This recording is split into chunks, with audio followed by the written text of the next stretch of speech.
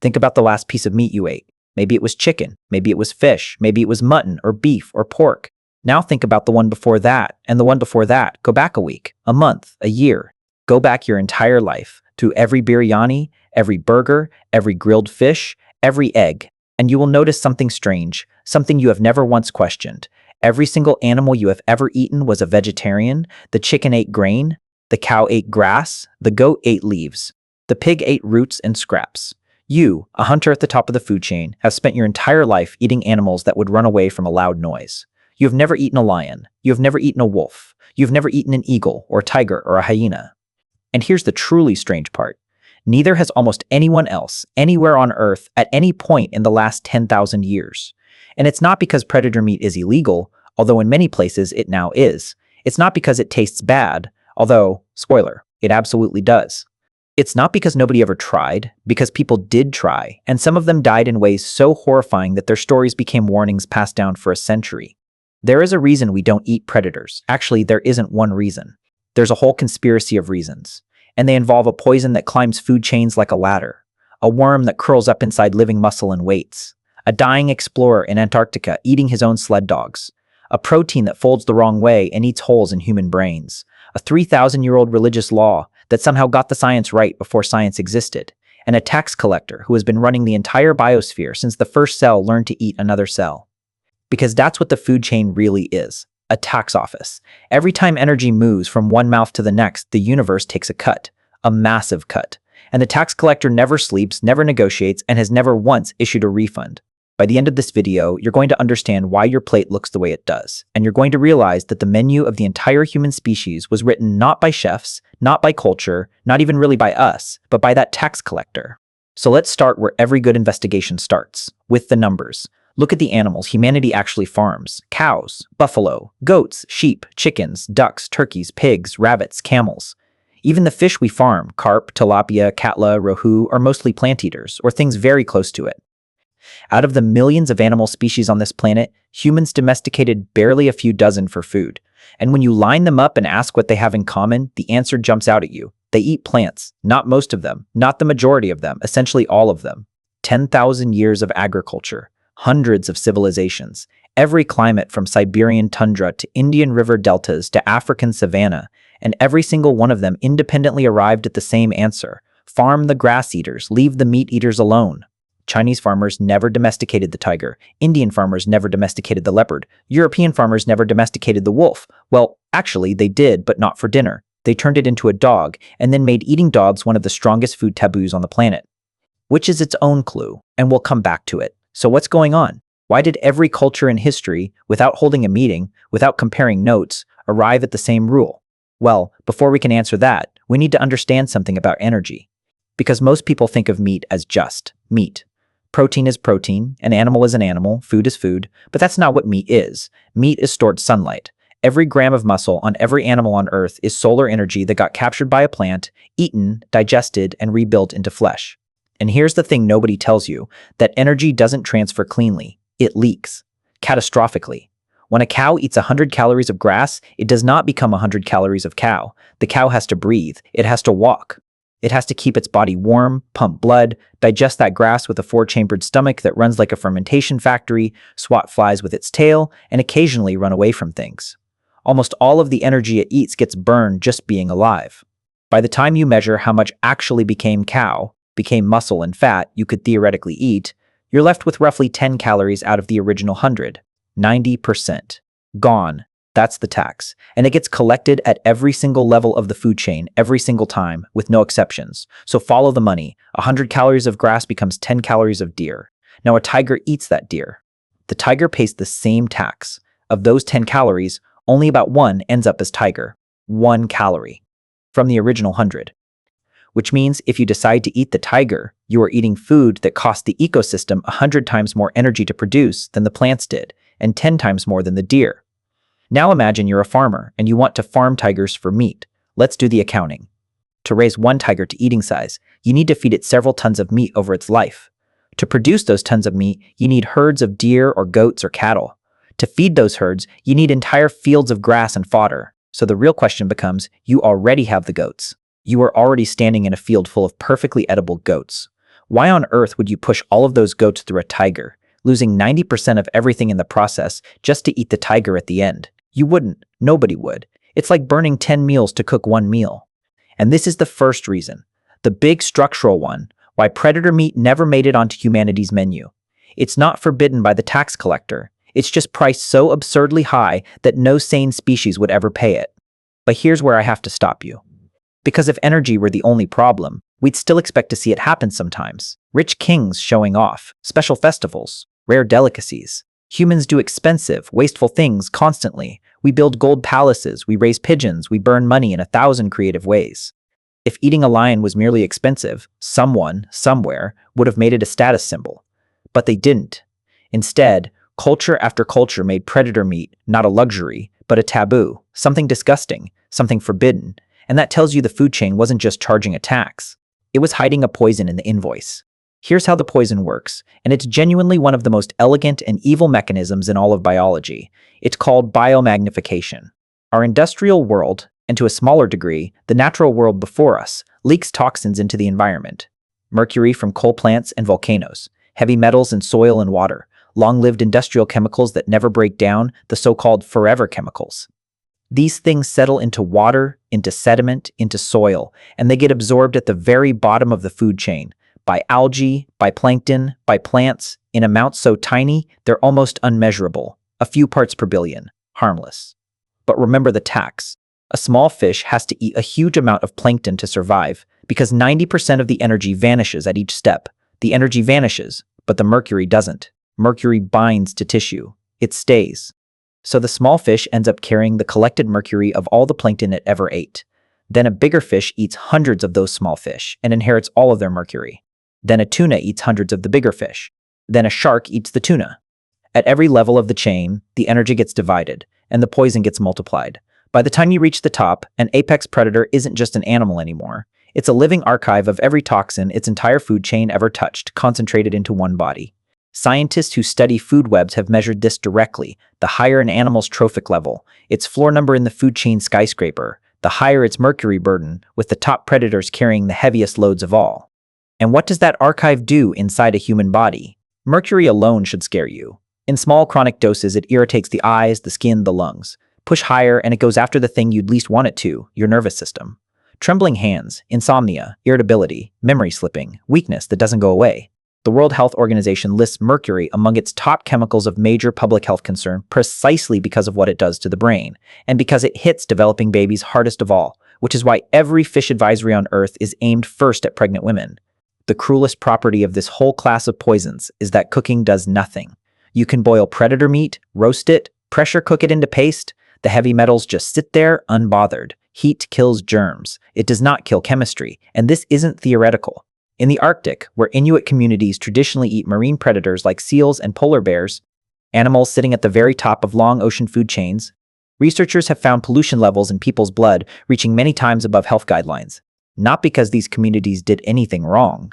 Their diet is thousands of years old and made perfect sense in a world without industrial chemistry.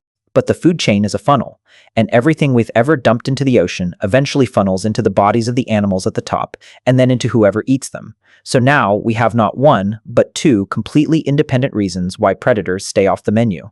Reason 1, the energy tax makes predator meat ruinously expensive to produce. Reason 2, biomagnification makes predator meat a concentrated dose of every poison in the ecosystem. Two different mechanisms, two different sciences. Same conclusion. And even if you ignored the tax, even if you somehow filtered out the poisons, you'd still crash into a wall the moment you actually tried to farm one of these animals. Because think about what domestication requires. It requires an animal that lives calmly in groups, so you can keep hundreds together. An animal that breeds easily in captivity, so the herd renews itself. An animal with a forgiving temperament, so a child can walk among them with a stick. An animal that eats something cheap and abundant, so feeding it doesn't bankrupt you. Cows tick every box, sheep tick every box, chickens tick every box. Now run a tiger through the same checklist, solitary. Tigers will kill each other if you cage them together. Territorial. Notoriously reluctant to breed in captivity, temperamentally, let's say, non-forgiving.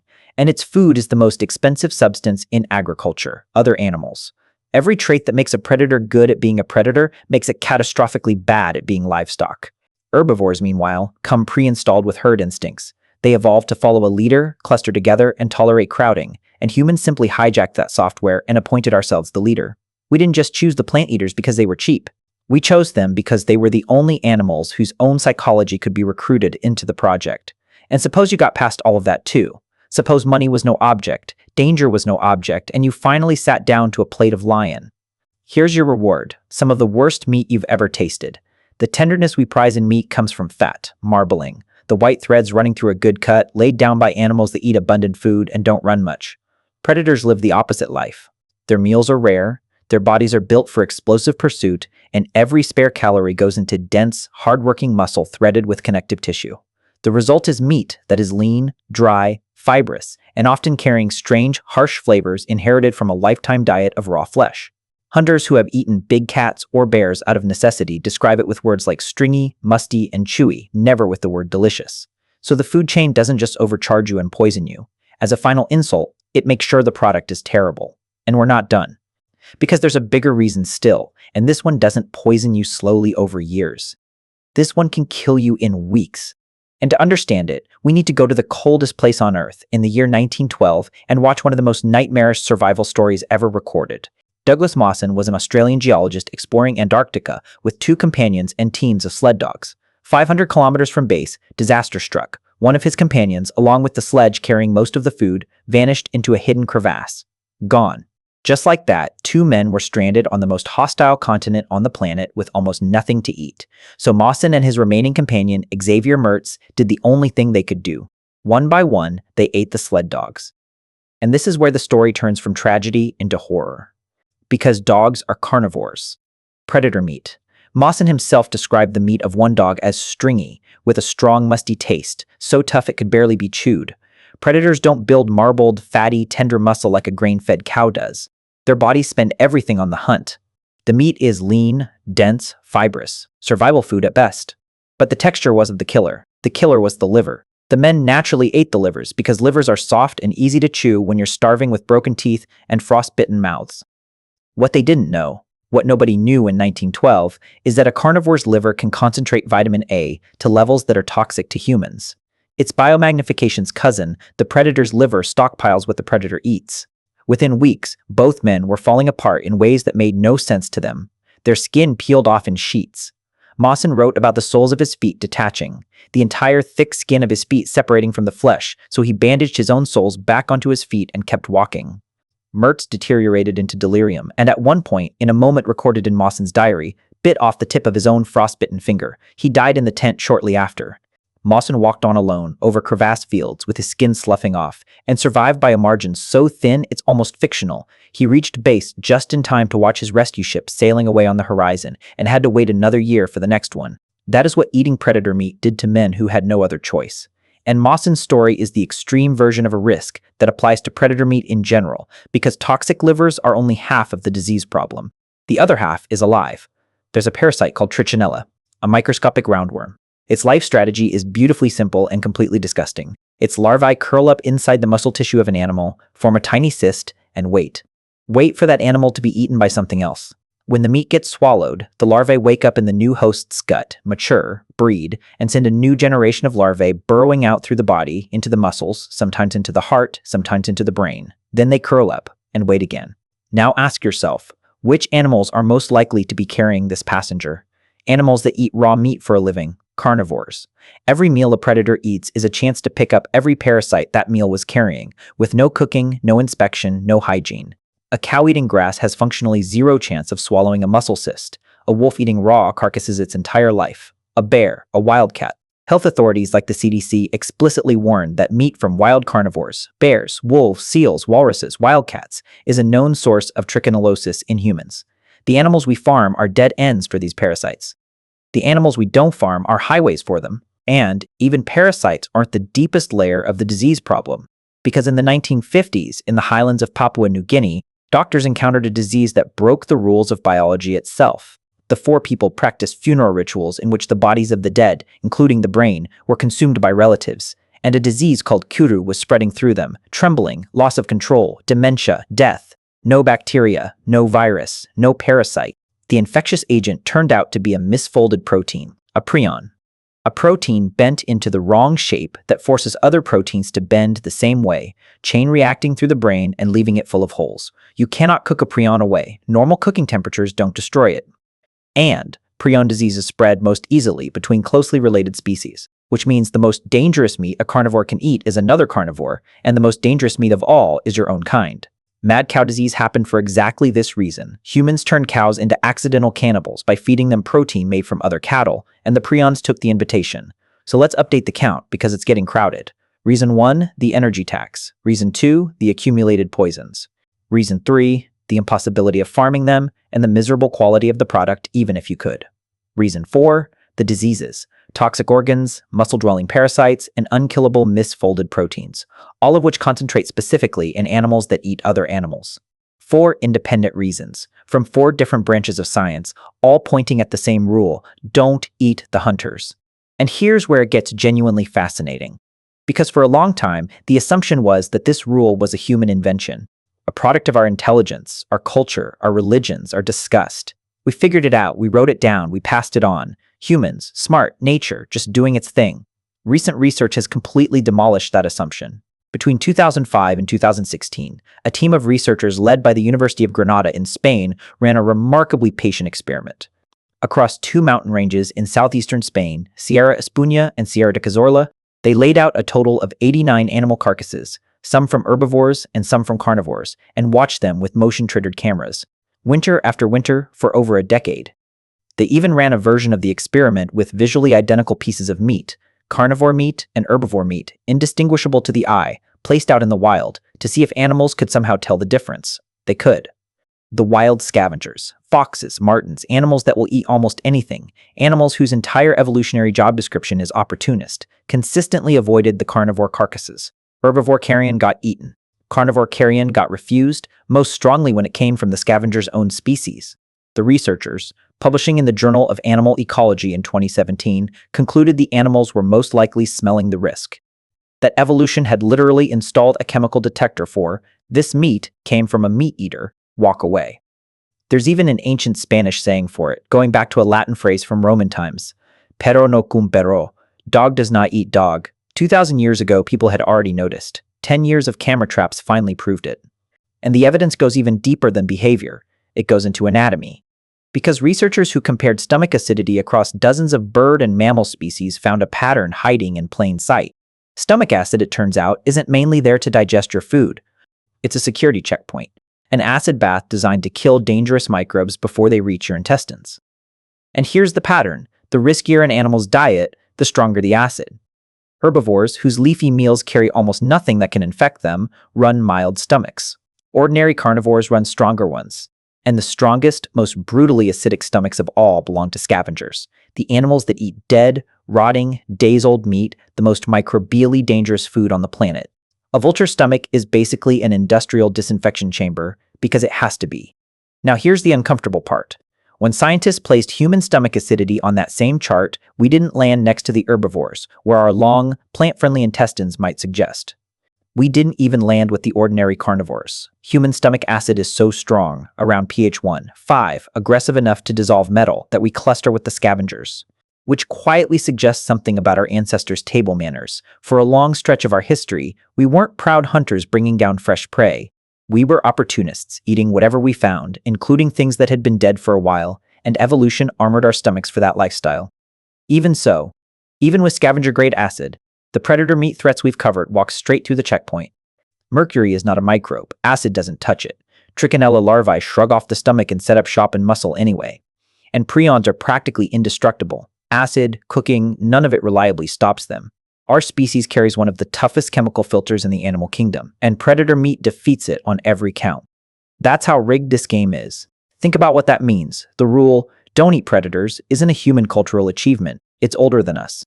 It's written into the noses of foxes, wild carnivores, animals with no religion, no CDC, no food safety inspectors, obey the same dietary law we do because the ones that didn't obey it died of the parasites and prions we just talked about and left fewer descendants. We didn't invent the rule. We inherited it. And once you see that, human food culture suddenly looks very different because those ancient religious laws everyone assumes are arbitrary. Look at them again. Jewish kosher law permits land animals only if they chew the cud and have split hooves, a definition that describes grazing herbivores and, by construction, excludes every predator on Earth. Islamic tradition, in the Hadith, prohibits eating any predatory beast with fangs and any bird with talons, which is just an anatomically precise way of saying nothing from the top of the food chain. Two different traditions, and both of them drew their line in almost exactly the place where the mercury, the parasites, and the prions actually live. They didn't have the word biomagnification. They had something arguably more powerful. Thousands of years of accumulated observation about who got sick after eating what, compressed into law. Culture, in other words, is how humans scaled the rule. A fox has to rely on its nose. We got to rely on grandmothers, priests, and scripture. A way of transmitting that meat killed your great-great-grandfather across 100 generations without anyone needing to repeat the experiment.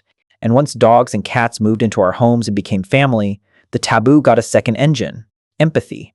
Anthropologists point out that humans are unusually haunted by the animals we kill, and the more an animal seems to think, to hunt, to plan, to look back at us, the harder it becomes to see it as food. Predators, with their forward-facing eyes and their obvious intelligence, feel less like ingredients and more like rivals, or colleagues. There's one more modern layer stacked on top of all this, and it's the newest of them all: ecology. Because predators aren't just expensive and dangerous, they're load-bearing. An apex predator is a keystone. It controls the populations of everything below it. Remove the wolves, and the deer explode in numbers, strip the forests bare, destroy the plants that hold riverbanks together, and the whole habitat starts unraveling in a chain reaction ecologists call a trophic cascade. It happened, famously, in Yellowstone. Wolves were exterminated, the ecosystem degraded for 70 years, and when wolves were finally brought back, the forests recovered, the songbirds returned, and even the rivers changed shape. You can hunt 1,000 deer out of a forest, and the forest barely notices. Hunt out its handful of wolves, and you've pulled the pin on the entire system. That's why the modern world didn't just keep the old taboo, it upgraded it into law. Most large predators today are protected species, and eating one isn't just unwise, it's illegal. The ancient rule that started as chemistry and economics has now been rewritten a third time in the language of conservation. Now, while we're in the neighborhood, let me pull the rug slightly, because everything I've said so far makes it sound like humans never eat predators, and that is not quite true. In fact, there's a very good chance that you, personally, have eaten an apex predator, recently, possibly this week. Have you ever eaten tuna?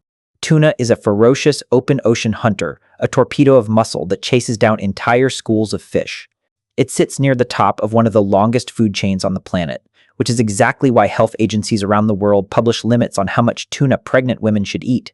The mercury warnings on tuna are biomagnification showing up on a supermarket label.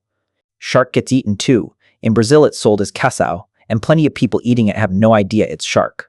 Octopus is a clever, ambush-hunting predator of crabs, and it's on menus everywhere. Snake is eaten across parts of Asia. Crocodile is farmed. And in Japan, people pay premium prices for pufferfish, a fish carrying a neurotoxin so lethal that only licensed chefs are legally allowed to prepare it, which might be the single most human sentence ever written. And history keeps a darker list too. The times humans ate predators not for curiosity, but because everything else was gone. During the Prussian siege of Paris in 1870, with the city starving, dog and cat quietly entered the stew pots of respectable Parisian kitchens. Arctic expeditions ate their dogs, as Mawson did, and paid the price. Famines and wars have repeatedly pushed people across the taboo line, and the pattern is always the same. Predator meat is the food of last resort, eaten only when the alternative is nothing, and abandoned again the moment the crisis ends. Nobody ever kept it on the menu afterward. That, by itself, is a kind of 10,000-year taste test, and the verdict has never changed. So why do sea predators get a pass while land predators don't? Look at the pattern, and you'll see the tax collector's fingerprints again. Every predator humans routinely eat is one we don't have to raise and don't have to fight. Nobody farms tuna from birth by feeding it 10 kilos of fish per kilo of tuna. The ocean pays that energy bill for free, and we just show up at the end with a net. The energy tax is still being paid in full. It's just being paid by the sea instead of by a farmer. And a fishing line removes the other ancient problem. The fact that hunting a land predator means walking up to something whose job is killing things your size. A wolf can maul you. A tuna, from the deck of a boat, cannot. Where the cost collapses, the taboo relaxes. Where the cost stays high, lions, wolves, eagles, the taboo holds like iron. The rule was never really, predators are forbidden. The rule was always, the price must make sense. Which tells you it was economics wearing the costume of morality all along. And that brings us to the zoom out. Because it's tempting to hear this whole story and conclude that herbivores are meant, to be eaten and predators are meant to be protected, that there's some moral ranking built into nature. There isn't. Nature doesn't do morality. What we've actually been describing this entire video is an accounting system. Energy flows in from the sun, and every transaction down the line gets taxed at 90%, audited by parasites, and garnished by accumulated toxins. Herbivore meat isn't virtuous, it's just cheap, clean, and close to the source. Predator meat isn't evil, it's just expensive, contaminated, and far from the source. Every food culture on Earth, every religious law, every instinctive shudder you feel at the phrase wolf curry is a different civilization's way of writing down the same ledger. And the deepest irony of the whole story is this. The reason we don't eat the top of the food chain is that we are the top of the food chain. We are apex predators who survive precisely by refusing to act like ones. By stepping down the pyramid, eating low, eating cheap, farming the grass eaters, and leaving our fellow hunters alone. The lion eats the zebra and stays a rare, expensive, poison-soaked luxury of an animal. We ate the zebra's cousins directly, kept the 90%, and used the savings to build cities. Our weakness for cheap calories turned out to be the greatest predatory strategy in the history of life. Of course, the modern world is now poking at the rule. There's a startup right now growing lion meat in a lab. Real lion muscle cells, cultivated in tanks, no lion harmed, no parasites, no mercury, no energy-guzzling food chain underneath it. Their bet is that people will pay for the thrill of eating the forbidden tier of the pyramid once the danger is removed. And honestly, it might work. Because every reason in this video, the tax, the toxins, the worms, the prions, is a reason about how predator meat gets made, not about the meat itself. Change the manufacturing, and the ancient rule quietly loses its teeth. Lab-grown lion skips the food chain entirely. No chain, no tax. No tax, no poison. For the first time in 4 billion years, there might soon be a way to eat a predator without paying for one. And it isn't only lions in the pipeline. The same startup logic extends to zebra, to giraffe, to any animal your curiosity has ever wondered about. Because in a cultivation tank, exotic meat costs the same as ordinary meat. The taboo tier of the food pyramid could become just another shelf in the supermarket. Which raises a strange question that no generation of humans has ever had to answer before ours. When the danger is gone, does the disgust go with it? Or is the disgust the whole point now, the last surviving fossil of a rule that once kept us alive? Whether our stomachs will let us is another question. That fox in the Spanish mountains refusing a free meal, those kosher laws, that flinch you felt earlier, the rule is written deep, in noses and scriptures and instincts, and rules that old don't vanish just because the invoice does. Evolution installed the taboo, and evolution doesn't send update notifications. So the next time you sit down to eat, chicken, fish, mutton, whatever's on your plate, take 1 second to notice what's actually in front of you. Sunlight captured by a plant, passed up exactly 1 step, and stopped there. The cheapest, cleanest, safest meal the pyramid can offer. That plate wasn't designed by chefs, and it wasn't designed by you. 10,000 years of human cuisine is just the tax collector's receipt. And we survived by being the one predator smart enough to read it.